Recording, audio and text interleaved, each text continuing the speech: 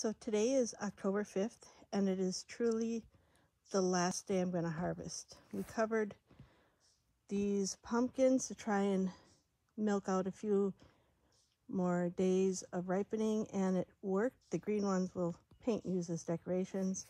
We've been eating carrots since August, but these buckets filled with some pretty nice sized carrots, so I'm going to can those.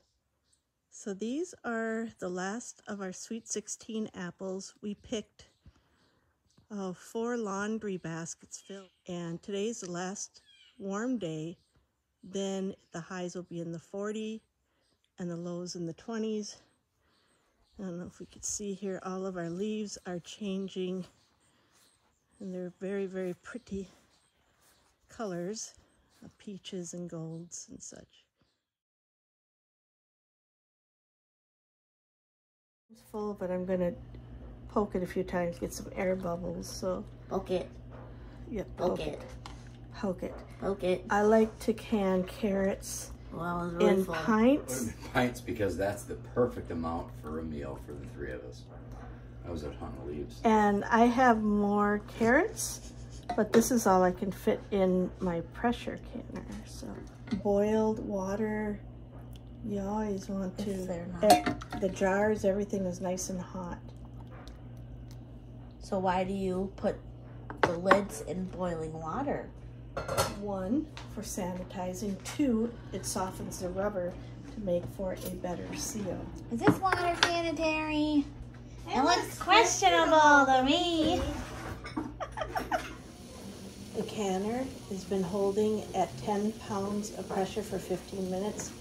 I did have to start it over because I had a leak coming out of the side, right about here.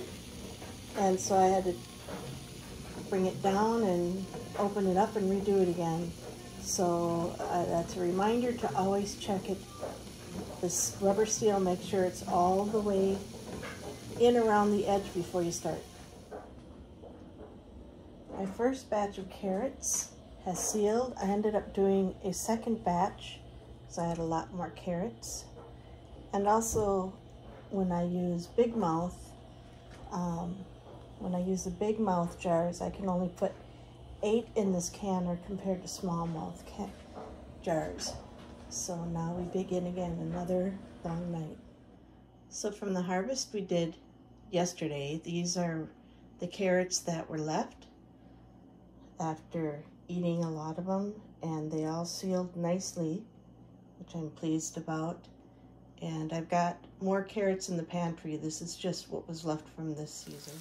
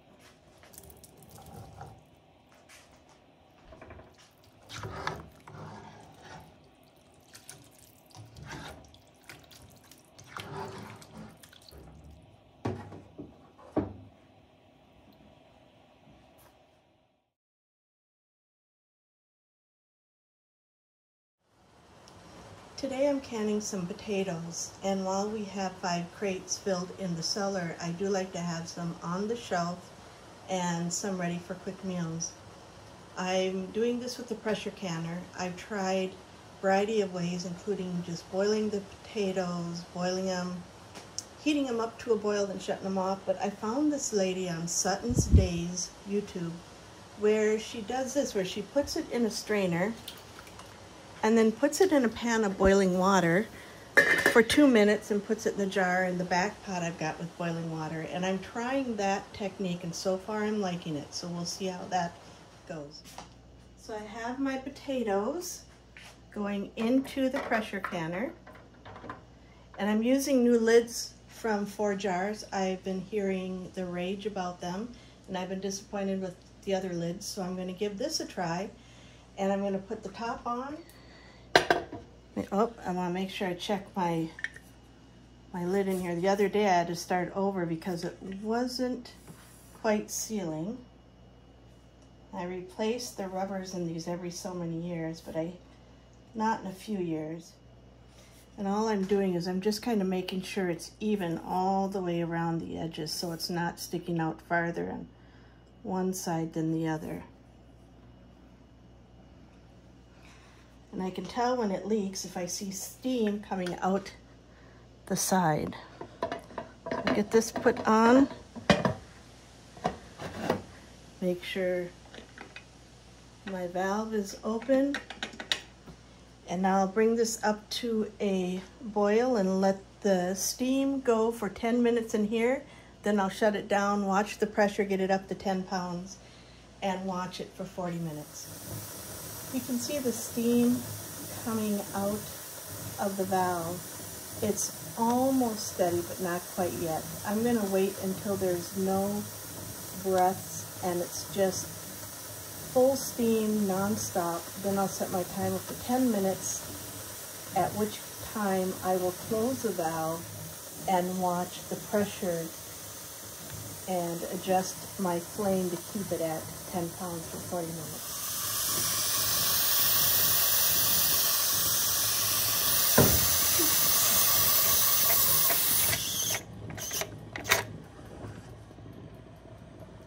My second try, I did have an air leak around the side. So frustrating when that happens. I had to start over. This looks good. So now, hoping the pressure is going up, which tells me it's not leaking. The potatoes are out of the pressure canner and they all look really good. So it is 7 o'clock. And I am making caramel apple jam. This will be a sweet, delicious treat. I normally don't do this till the end of the season, but I needed to make some room, and I had some of this stuff sitting on the counter. So I'm going to do this batch, and then I'm going to do another batch right after it.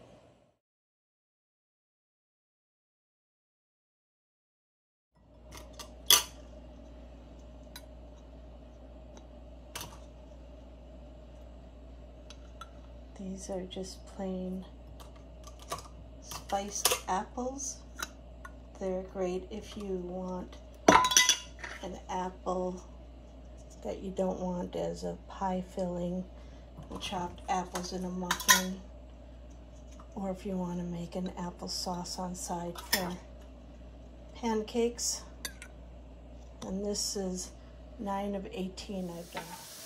I've been canning all day. And so I'm whipping together a meal for my family. It's basically bison. There's hash browns. I've got wild rice, green beans. I'm sauteing the onion and garlic, and then I'll do the bison. And I guess it's similar to a tater tot hot dish, but there's really not a recipe I follow. I just saute a bunch of veggies. I put everything in a pan. I add some cheese.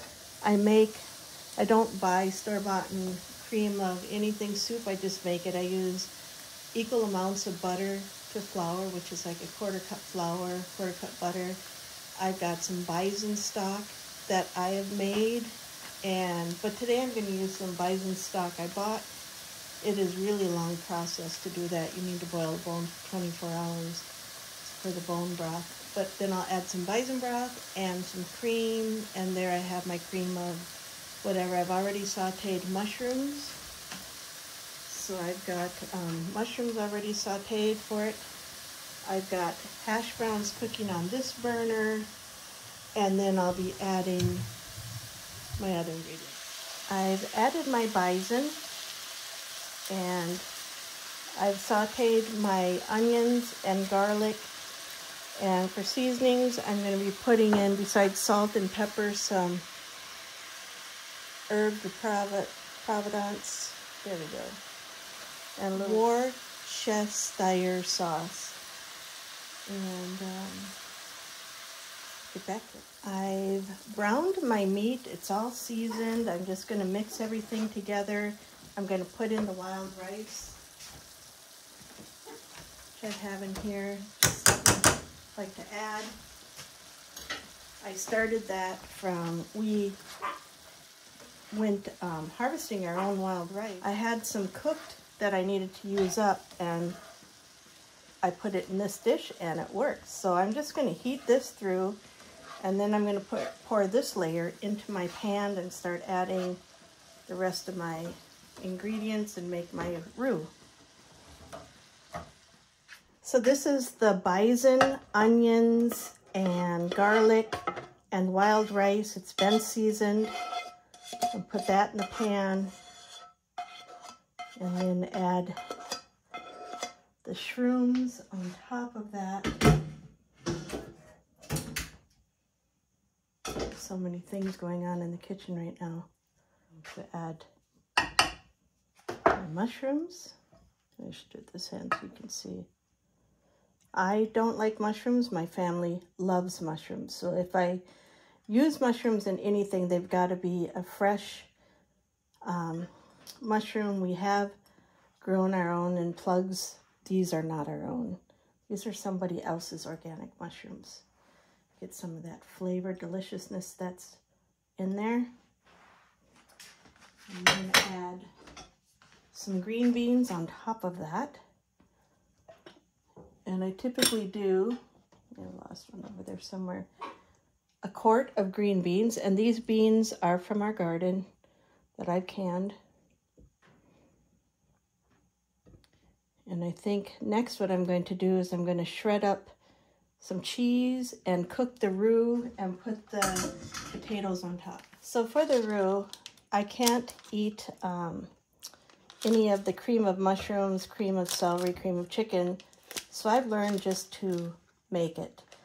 And if you want cream of celery, saute some celery. I've already sauteed mushrooms, and it's really simple. It's just equal parts of butter and flour and seasonings, which I've seasoned the meat, I've seasoned the onions. Everything's been seasoned so far, but I am going to season this also, and then adding in your cream or milk and broth. In this case, I'm going to use some bison broth. I've used chicken broth, which is my preferred broth. We eat a lot of chicken, and if we do have red meat, it is typically bison, sometimes a piece of lean pork. For my husband, I can go vegan, so I do a lot of vegan dishes. This is not one of them. So I'm going to add some herb de Providence to this. This is where you'd add some more seasonings to season your roux if you wanted, and equal amounts of flour, and you just want to cook that till it gets cooked and bubbly. You don't want any flowery taste in there. Let's see if I can move this to a different side here. There we go. So I just want this to get bubbly.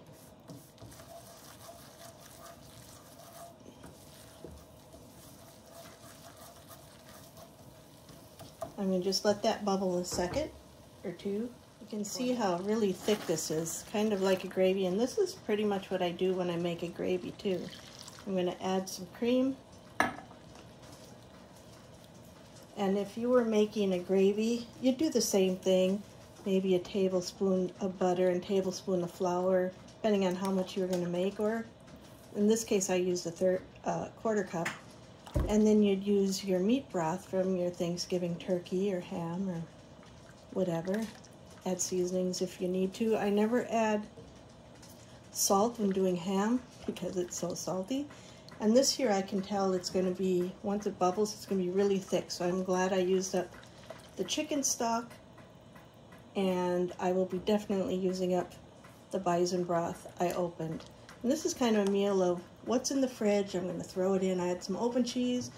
I have some pepper jack cheese, and I'm just going to use up what I've got. And so I've got the wild rice, I got the bison, I got the garden beans, I got the mushrooms. Just making sure some of the sauce gets all of these corners.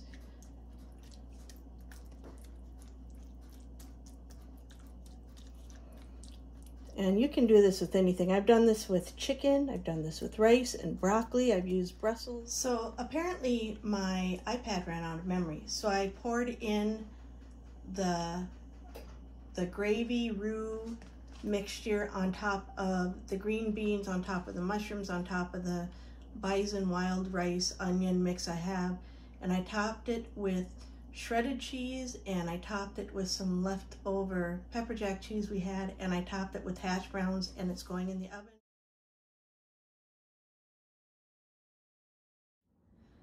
So the last 2 days I've been canning spiced apples. Just spiced apples.